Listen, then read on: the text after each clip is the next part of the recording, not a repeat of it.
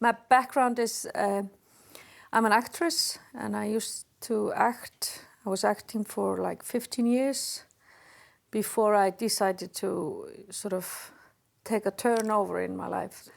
For me, it started when I was in England, and I went there when I was 19, and I was like really open.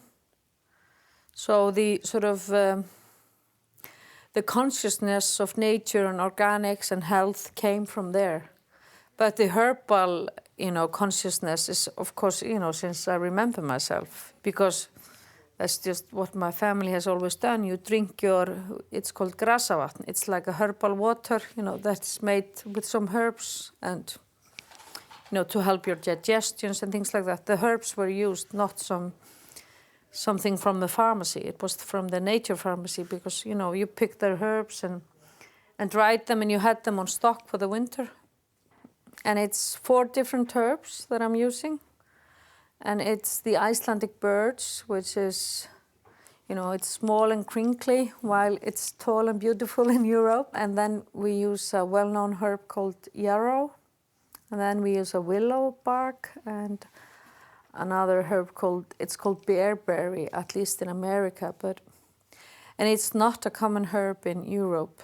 Actually, I think yarrow grows everywhere in Europe and, all over the world, and it's been used in the same way for, hundreds of years, the same way in China, in America, and here in the Viking area, and it's like a herb that the American Indians called heal all. And it's like an antibacterial herb, and it's great to put in all kinds of salves and to drink, and that would be one. And even the flowers of thyme, it's really tasty and a lovely tea. And of course, the birds, of course, if you drink that, you sort of get rid of excess water in your body. And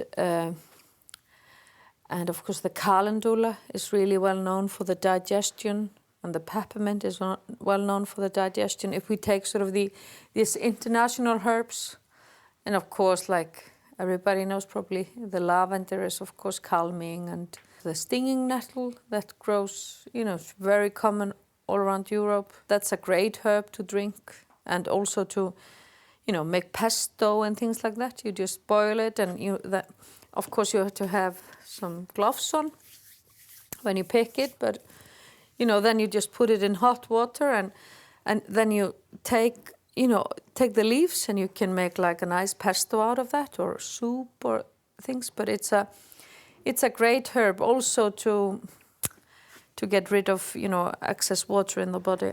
The herbs have been used in this way for hundreds of years, while I'm just taking a part of the herbs and using them as an active ingredient in skincare, because they are great for the skin. It's just in me. I've always used the herbs and liked them herbs, and I know how powerful they are.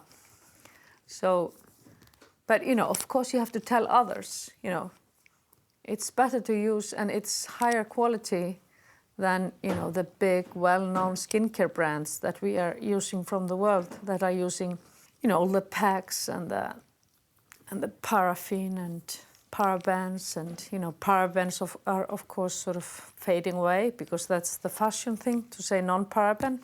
It's like a byproduct from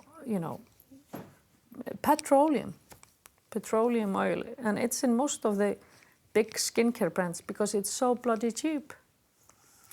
And the ingredient in some of these products are so bloody cheap. It's all about making money and telling people, I don't know, I would say lies.